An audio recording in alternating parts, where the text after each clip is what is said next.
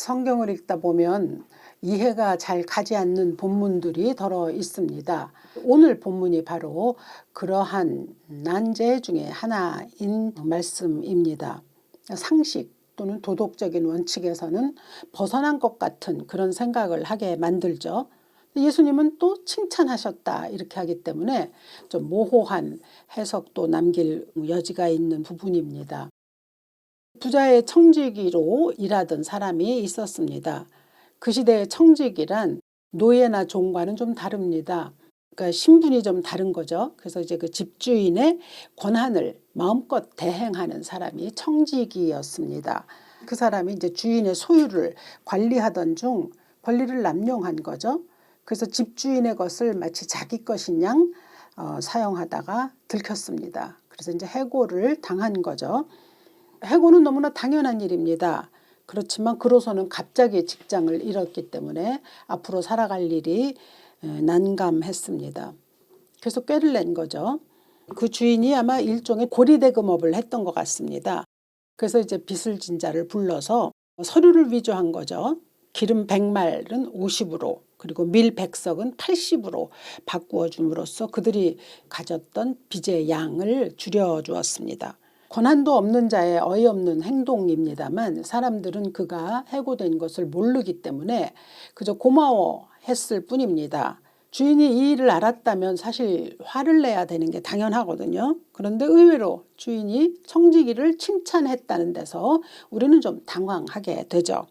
8절을 보니까 주인이 이 옳지 않은 청지기가 이를 지혜 있게 하였으므로 칭찬하였으니, 그러니까 옳지 않은 청지기가 지혜 있게 일을 처리해서 그를 칭찬했다. 이게 좀 논리적으로 맞지 않지 않습니까? 옳지 않은 청지기를 칭찬했다. 아무튼 이제 이 이야기를 볼 때 우리가 굉장히 유의해야 할 점이 있다면 이것은 비유라는 점이죠. 비유는 그 이야기가 도덕적이냐 아니냐를 따지는 게 아니죠. 비유가 드러내려고 하는 의미가 무엇인지, 그리고 그걸 듣는 사람으로 하여금 그 등장인물과 동일시 한다는 데 비유에 중점이 있거든요. 그러니까 불의한 청지기는 나이다 라고 하는 것을 이제 관점을 두면서 보는 거죠. 그래서 미리 말씀드리자면 이 본문에서 우리가 알아야 할 교훈이 있다면 그건 두 가지입니다. 첫째는 하나님은 어떤 분이신가, 그리고 하나님과의 물질과의 관계를 또 어떻게 봐야 하는가라고 하는 점입니다.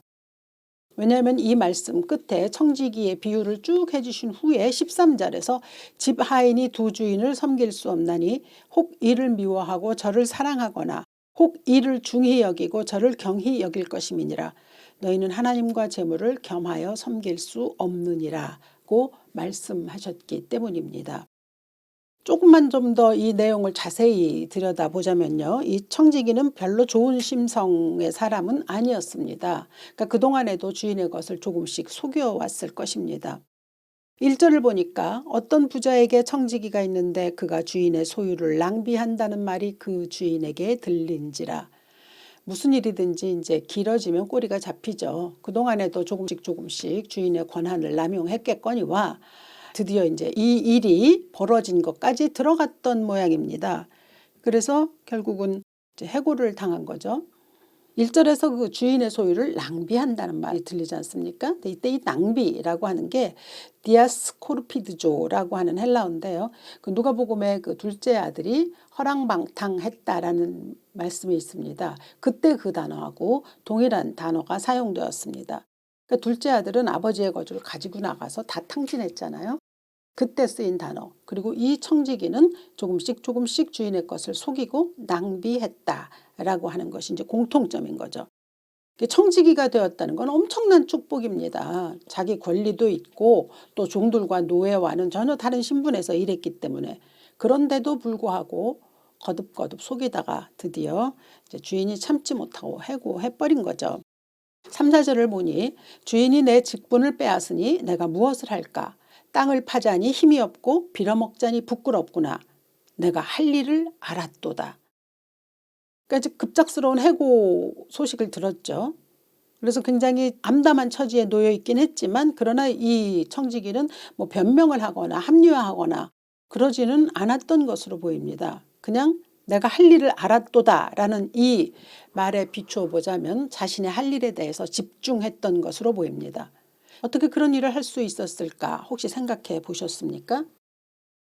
이 예수님의 말씀은 이 청지기가 한 가지 생각한 게 있으니 그건 뭐냐면 주인입니다.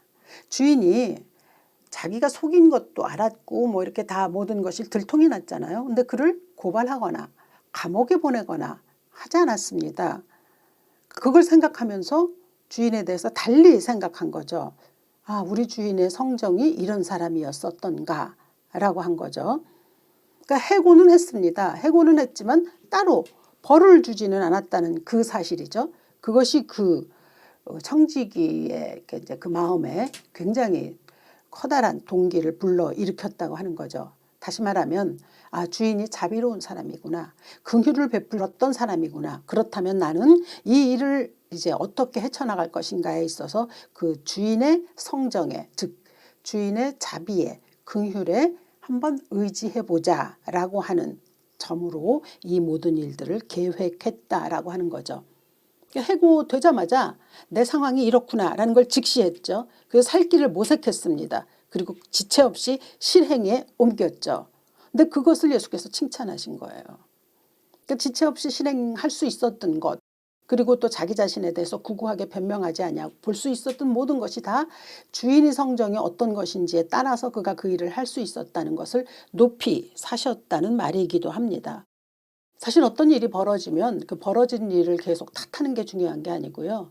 더 이상 아무 일도 할 수 없을 지경에 이르기 전에 무엇인가를 결단하는 게 굉장히 중요하다는 것을 우리도 우리 삶에서 경험하지 않습니까? 더군다나 이 예수께서 주신 말씀은 십자가를 지기 위해서 올라가시기 전에 주신 비유로서 종말론적인 어떤 삶의 태도에 대한 것을 말씀해 주시는 거거든요. 그러니까 그때의 우리의 태도가 어때야 하느냐라고 하는 것이 이제 첫째로 청지기가 주인의 성정에 기대했던 것처럼 의지했던 것처럼 우리가 하나님만을 의지해야 한다. 하나님의 성정, 하나님의 자비하심에 우리의 모든 삶을 온전히 걸어야 한다라는 것을 이제 첫 번째로 이 비유를 통해서 우리에게 알려주시고자 하는 거죠. 그렇다고 해서 주인이 이 청지기를 칭찬했잖아요. 그러니까 그 칭찬이 아, 내가 지금 이런 말하자면 불법이잖아요. 근데 불법인 것, 또 불이이기도 한 것을 내가 동의한다. 것을 말하는 것은 아닙니다. 그리스도인들이라고 볼 수 있는 사람들이 그렇게 지혜롭게 사냐면 그렇지 못하다는 것을 우리가 이 예수님의 말씀을 통해서 우리에게 적용해 봐야 합니다. 예수님이 항상 하신 말씀이 있지 않습니까? 뱀처럼 지혜롭게 비둘기같이 순결하게 살라고 하셨거든요. 세상 사람들을 보면 어떤 일이 벌어지면 자기에게 유익한 방면으로 또 내가 살아남기 위해서 정말 온갖 것을 다 하지 않습니까? 근데 그리스도인들은 이 믿음이라고 하는 것이 그 내가 해야 할 일들을 좀 방해할 때가 있어요. 그러니까 감나무 밑에 누워서 그저 입 벌리고 감이 떨어지기를 바라는 것과 비슷한 이런 일들을 글쎄요. 제가 그래서 그랬는지 모르지만 그렇게 잘 생각합니다. 그러니까 빠른 판단력 그리고 실행력이 부족한 그리스도인들이 굉장히 많다는 거죠. 우리에게 모든 권한을 주셨습니다. 또 그리고 우리가 그 우리에게 주신 모든 일들을 선하게 사용할 수 있는 능력도 주셨습니다. 우리의 육신도 또 시간도 재물, 건강, 지식, 자녀 이 모든 것이 다 우리에게 그냥 주신 것이잖아요. 그래서 우리가 하나님을 대신해서 사용할 수 있도록 하셨습니다. 그러니까 우리에겐 권리도 있고 책임도 있죠. 그러니까 하나님이 주신 것이기 때문에 내 것인 것 마냥 그렇게 해서는 안 되는 거거든요. 그러니까 이 옳지 않은 청지기라고 말했을 때 이 청지기는 자기 것인 양 낭비했잖아요. 그래서 옳지 않은 것처럼 우리가 만약에 그런 것을 가지고 있을 때 내 것인 양 쓴다면 우리도 옳지 않은 청지기이고 사실 우린 대부분이 다 그렇게 옳지 않은 청지기이기도 합니다. 뭐 머리 좋다고 학벌 좋다고 얼마나 많이 자랑합니까? 또 부자라고도 자랑하죠. 그래서 뻐기기도 하고요. 또 어떤 권세를 가지고 있거나 또 어떤 위치를 점하고 있을 때 그것에 대해서 마냥 자기 것인 양 그렇게 구는 일들이 뭐 온갖 일들이 지금 우리 사회에도 있고 또 그럼 저 그런 걸 바라보면서 생각합니다. 만약 내가 저 자리에 앉아 있었다면 나는 어떻게 했을 것인가 라는 점을 볼 때 뭐 물론 그리스도인으로서 안 그럴 것이라고 확신을 합니다만 사람이라는 건 모르거든요. 사람의 이 속에 있는 육신의 본능 참 함부로 이야기할 수 없는 거기 때문에 그렇게 말할 수 없는데 진짜 이러한 일들이 너무 많이 일어나지 않습니까? 하나님께서 주신 것이기 때문에 우리의 살아있는 동안 잠깐 동안 허락하신 권한입니다만 그것을 영원한 듯 사용하려고 하죠. 그러니까 이런 면에서 이 청지기는 정말 받아 마땅한 대접이라면 벌 받는 거였을 것입니다. 그런데도 주인은 그대로 두었거든요. 그것과 똑같이 우리에게도 그냥 봐주시는 일들이 얼마나 많을까라고 하는 점입니다.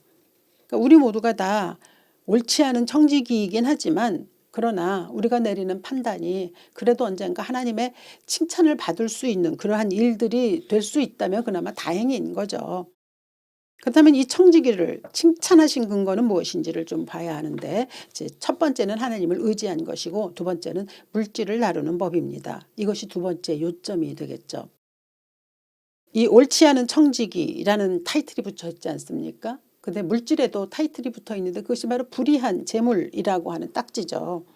그러니까 이 옳지 않은 청지기는 자신의 해고 시점에서 자신이 해야 할 일을 이 불의한 재물을 가지고 그대로 감당했거든요. 근데 그게 뭐였냐면 연약한 채무자들을 불러서 그들의 빚을 조금씩 감해 준 데 있습니다. 그러니까 자신이 마지막으로 할 수 있는 일이잖아요. 그 일이 무엇이었냐면 뭐 자신을 위해서 어떻게 다시 횡령을 한다든가 하는 일이 아니었고 그냥 단순히 그 어려운 자들의 빚을 감해 주었던 거죠. 근데 그 일을 예수께서는 칭찬하셨습니다. 말씀을 보면요. 2세대의 아들들이 자기 시대에 있어서는 빛의 아들들보다 더 지혜롭다. 그러니 불의의 제물로 친구를 사귀라고 말씀하셨습니다. 이 부분이 얼마나 수많은 그리스도인들이 힘들어하는 부분입니까? 불의한 재물. 재물이 불의하다면 그것으로 친구를 사귀라는 것은 또 무슨 이야기인가? 뭐 이런 거죠. 재물이 불의하다. 그럼 재물은 나쁜 건가? 더러운 건가? 뭐 이런 생각을 하게 돼 있는 거죠. 근데 그렇지는 않죠. 물질은 엄청난 권세가 있는 것이어서 위험하기는 하지만 물질이 나쁜 것은 아니죠. 그리고 사랑하는데 꼭 필요합니다. 잘 쓰인다면 그보다 더 좋은 일은 없습니다. 근데도 그럼에도 불구하고 불의라고 하는 형용사가 붙어 있는 이유는 이건 이제 세상 재물이라는 뜻입니다. 세상에서 일어나고 있는 모든 일들은 빛과 반대되어서 일어나는 일들이기 때문에 하나님께서 보시기에는 옳지 않은 일일 수도 있고요. 세상에서 통용되는 모든 재물들은 사실은 불법으로 모아진 재물이라고 말할 수 있습니다. 그게 오히려 더 맞죠. 우리가 우리 사회에서도 수많이 볼 수 있는 일 아닙니까? 정말 정직하게 부자 되는 사람들도 있습니다. 근데 흔치는 않죠. 왜냐하면 이 세상 돌아가는 사이클이 정직하게 일해서 벌 수 있는 재물보다는 그렇지 못한 방편으로 이루어지는 재물이 훨씬 더 많기 때문이죠. 그리고 세상에서 가장 힘이 있는 게 물질 아닙니까? 그러므로 불의한 재물로 친구를 사귀라라고 하는 말 속에서 우리가 깨달아야 하는 것은 불의한 재물, 그러니까 즉 세상 재물이지만 그것이 하나님의 뜻과 일치할 때가 있고 일치하지 못할 때가 있다라는 그 현격한 점을 우리는 깨달아야 한다는 바로 이 이야기입니다. 그러니까 불의한 재물이란 어떤 것인가에 대한 해결책을 우리들이 그 재물을 어떻게 사용하느냐에 따라서 그 재물은 불의하지 않은 재물이 될 수도 있는 거죠. 여기서 재물이라는 건 맘모나스라고 하는 헬라어입니다. 근데 신약에는 이 재물을 뜻하는 단어들이 여러 개가 등장하는데 이 맘모나스라는 단어는 이제 이곳에만 등장한다고 합니다. 그런데 이 재물을 나타내는 이 단어를 맘모나스라는 단어를 굳이 누가가 사용한 이유는 이 시대의 자화상 그리고 또 이 예수님의 비유를 듣는 바리새인들을 향하여 주는 그 이야기이기 때문에 이 단어를 사용했다라고 말합니다. 누가가 이제 그 시대를 이야기했을 때 이미 그 시대는 어두움의 시대라고 말했고요. 그리고 또 그 바리새인이나 세리들을 향하여서는 그 세대의 아들들이라고 얘기했거든요. 그러니까 빛의 아들들과 대조된 개념이죠. 그리고 또한 오늘 이제 본문 마지막 14절을 보면요. 바리새인들은 돈을 좋아하는 자들이라 이 모든 것을 듣고 비웃거늘이라고 했거든요. 그러니까 이 문장을 덧붙인 걸 보면 그들은 돈을 좋아하는 사람들이다. 즉 다시 말하면 돈을 신앙하는 사람들이었습니다. 그러니까 그 시대에 딱 맞는 사람들이죠. 돈이 모든 것을 좌우하는 시대에서 종교인으로 자처하면서 돈만 따르는 사람들이었다는 뜻입니다. 13절입니다. 집 하인이 두 주인을 섬길 수 없나니 혹 이를 미워하고 저를 사랑하거나 혹 이를 중히 여기고 저를 경히 여길 것임이니라. 너희는 하나님과 재물을 겸하여 섬길 수 없느니라. 그러니까 이러한 중요한 뜻이 하나님에 대한 신뢰가 있어야 된다는 것과 그리고 물질에 대한 올바른 가치 해석이 있어야 된다는 점, 이 두 가지 점을 우리에게 알려주시기 때문에 이 비유 속에서 뭐 도덕적인 일을 자꾸 캐내려고 한다던가 문자 하나에 매달려서 이게 왜 이래야 되느냐라고 우리가 얘기를 한다는 것은 실패할 수밖에 없습니다. 비유가 주는 본래적인 의미가 그게 아니기 때문이죠. 결국 이 비유를 통해서 우리가 알 수 있는 것은 이 청지기가 그동안 참 얄팍한 계산으로 살았잖아요. 자기가 막 할 수 있는 온갖 것을 다 누리면서 그렇게 살았습니다. 근데 이제 그거 모든 것이 끝날 때가 됐잖아요. 그러자 그제서야 비로소 은혜의 삶으로 들어간 거잖아요. 그 주인의 자비를 경험한 거잖아요. 그러니까 이 비유는 그렇게 해석을 해야 되는 거죠. 우리가 맘대로 세상을 살면서 내 맘대로 누리다가 어느 날 갑자기 그 거대하고 위대하고 우리가 세상적인 계산으로는 할 수 없는 하나님의 그 놀라우신 그 세계 속으로 들어간다는 거, 그것을 이야기해 주는 것이 바로 이 비유입니다. 우리 지난주에도 그 탕자의 아들 봤잖아요. 그도 참 부도덕한 사람 아닙니까? 또 이 청지기도 마찬가지죠. 그들이 심은 건 무엇입니까? 낭비죠. 그리고 불성실인 것뿐입니다. 그런데 그들이 각기 돌아왔을 때 뭐 하여튼 탕자가 돌아왔든가 아니면 이 청지기가 이 모든 일들을 했을 때 주인이 한 건 뭡니까? 칭찬입니다. 그리고 둘째 아들은 환대를 받았잖아요. 즉 다시 말해서 놀라운 은혜를 경험했다는 점이죠.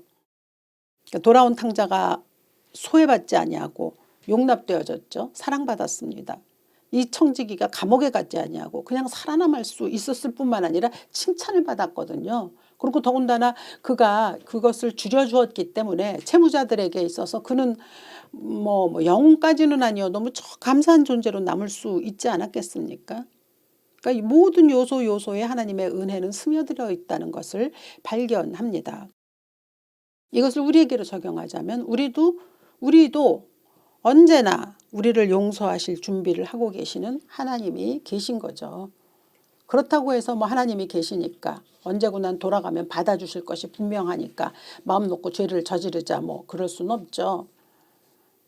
뭐 그렇게 우스갯소리로 옛날에 그런 말 한 사람도 있지 않습니까? 내가 죽을 날을 안다면 바로 그 전날까지 신나게 살다가 바로 죽기 전에 회개하겠다라고 한 건데 우리는 그런 날을 알 수 없는 것이죠. 그리고 또 그 삶이 마냥 좋은 삶이겠습니까? 그렇지도 않지 않습니까?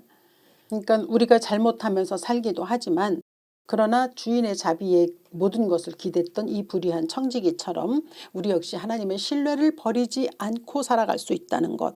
그것이 우리가 이 본문에서 깨달아야 할 가장 중요한 관점이죠. 이 16장 후반부에 이제 부자와 나사로의 이야기가 나옵니다. 거기에 보면 부자는 지옥으로 가고 나사로는 천국으로 갔다는 기록이 있죠. 부자가 부자였기 때문에 지옥으로 간 건 아니죠. 그리고 거지 나사로가 거지였기 때문에 천국으로 갔다는 논리는 성립하지 않습니다. 부자는 부자였지만 그는 오직 자신을 위해서만 재물을 썼거든요. 그 부분을 보면 거지가 맨날 그 부자의 대문 밖에 있었다고 했거든요. 그러나 단 한 번도 그 거지에게 나누어 준 적이 없습니다. 한 번도 데려다가 먹여본 적도 없습니다. 그가 어떻게 돈을 벌었는지는 모르겠습니다. 그러나 부자가 되었잖아요. 그렇다고 한다면 그 재물이 어떻게 쓰여야 하는지에 대한 인식이 분명히 있었어야 함에도 불구하고 그는 인색했고 자신만을 위해서 사용했습니다. 뭐 그러한 것이 결국 그 부자가 지옥으로 간 것이 아니겠는가 이렇게 추정하죠. 나중에 이제 부자가 천국에 있는 나사로가 손끝에 물을 대어서 내 혀에 대어줬으면 좋겠다는 그 소원을 말했지만 이루어지지 않죠. 엄청난 간극입니다. 그러니까 이 오늘 본문에서 청지기는 채무자들이 훗날 나의 버팀목이 되어줄지도 모른다. 그래서 미래를 대비한 것일 수도 있거든요. 근데 그것을 예수께서 칭찬하셨다는 거예요. 그래서 불의한 재물로, 그래 세상 재물이 있지만 그걸로 친구를 사귀라. 그러니까 이 말씀은 내가 거기 뭐 누구를 만나서 뭘 어떻게 하라는 얘기이기보다는 오히려 좋은 곳에 사용하고 나누라는 데 방점이 있습니다. 그렇다고 해서 내가 뭐 부정직한 방법으로 돈을 벌었는데 구제를 많이 했으니까 될 것이다라고 생각하는 이런 것을 또 뜻하는 것도 아니죠. 뭐 옛날에 이런 일은 많이 있지 않았습니까? 내가 선행을 많이 하면 천국에 갈 수 있다. 뭐 이렇게 생각하는 일들이 있는데 그 이야기하고 같은 맥락은 아닌 것이죠. 구원이라는 건 하나님께서 우리에게 전적으로 주시는 은혜죠. 은혜 받은 사람이 살다가 보면 잘못할 수도 있고 또 불의한 청지기가 될 수도 있는데 그때에 어떤 일을 어떻게 행할 것이냐. 그것이 중요하다는 말씀이죠. 그리고 그때의 그 물질을 내가 어떻게 다루느냐라고 하는 방법에 대한 것을 말씀해 주시는 거죠. 이게 나눔이라는 것은요, 자기 부정이거든요. 내가 나를 부인하고 나를 부정하는 방법으로 가장 좋은 게 나눔이에요. 지금 제가 거의 설교 때마다 말씀드리는 것 같습니다. 자선을 베푸는 행위, 남들에게 보이는 행위가 아니라 그것이 바로 하나님에게 대한 내 마음이 드러나는 것이죠. 그런 말씀하지 않습니까? 보이는 형제를 사랑하지 않는 사람은 보이지 아니하는 하나님을 사랑한다고 말할 수 없다. 그러니까 불의한 재물로 친구를 사귀라. 그래서 우리는 자꾸 불의한 재물에 이렇게 점을 찍으려고 하잖아요. 그게 아니고 사귄다에다가 점을 찍어야 합니다. 내가 세상에서 살면서 생긴 재물이 있잖아요.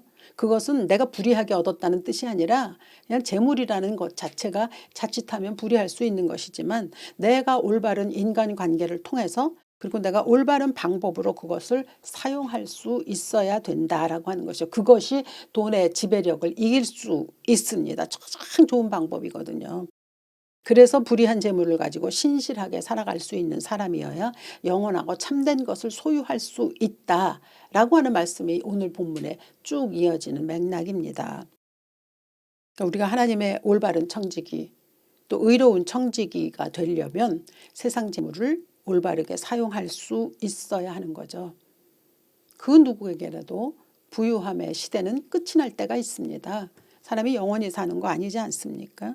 그렇기 때문에 지금 내가 어떻게 살아가야 하는가가 굉장히 중요하죠. 디모데전서 6장 17절은 정함이 없는 재물이라고 말하고 있습니다. 재물에 대한 정함이 없다. 6장 10절은 돈을 사랑함이 일만하게 뿌리가 되나니 이것을 탐내는 자들은 미혹을 받아 믿음에서 떠나 많은 근심으로 자기를 찔렀도다. 그럼요, 세상에서 물질만큼 하나님과 대립하고자 하는 것은 없습니다. 그리고 우리들을 넘어뜨리게 하는 가장 큰 것이 바로 물질이거든요. 사람들이 미혹을 받아서 결국은 믿음에서 떠난다고 하지 않습니까? 그래서 이 말씀이 우리에게 주는 것은 물질에 관한 올바른 개념을 심어주는 것이기도 합니다. 오늘 우리의 말씀처럼 우리는 모두 청지기들입니다. 근데 청지기는 한 주인을 섬기죠. 즉 우리는 하나님만을 섬깁니다. 그래서 하나님과 재물을 겸하여 섬길 수 없느니라는 오늘의 말씀을 제대로 들어야 하는 거죠. 그러니까 재물을 소유하지 말아라. 가난하게 살아라. 뭐 이런 뜻 아닙니다. 섬기지 말라. 그러니까 종이 되지 말라는 거죠. 우리는 하나님의 청지기입니다. 물질의 노예가 아닙니다. 그렇기 때문에 우리에게 주신 많은 것들을 권한을 잘 사용할 수 있는 그러한 하나님의 청지기들이어야 할 것입니다. 돈의 명령에 따라 움직이지 아니하고 하나님의 명령에 따라 움직이는 자들. 그래서 한번 우리 자신에게 질문해 봐야 할 것 같습니다. 지금 내 삶을 지배하는 것은 누구인가? 내 삶을 지배하는 주인은 누구인가? 정확하게 대답할 수 있는 우리 모두 되기를 주의 이름으로 축원합니다. 살아계신 아버지, 불의한 청직이라는 꼬리표가 붙어 있으면 모든 인간에게 다 동일한 사실입니다. 그러나 그럼에도 불구하고 하나님은 우리를 칭찬하십니다. 우리를 벌주지 아니하시고 어떻게든 살아갈 길을 바라보고 있는 우리를 칭찬하시며 또한 그 길을 갈 수 있도록 격려하십니다. 참으로 감사를 드립니다. 이 세상에서 만몬이 가장 권력이 있다고 했습니다. 그래서 하나님과 겨루어질 수 있는 유일한 권세입니다. 주님, 그 권세를 다룰 수 있는 능력이 우리 안에 있게 하옵소서. 그래서 불의한 청지기일지라도 만몬을 잘 다루면서 참으로 아름답게 사용할 수 있는 우리 모두 될 수 있도록 은혜를 베풀어 주시옵소서. 우리의 한계를 인정할 수 있는 참 그리스도인들로 인도하여 주시기를 이 아침 주 예수 그리스도 이름으로 간절히 기도합니다. 아멘.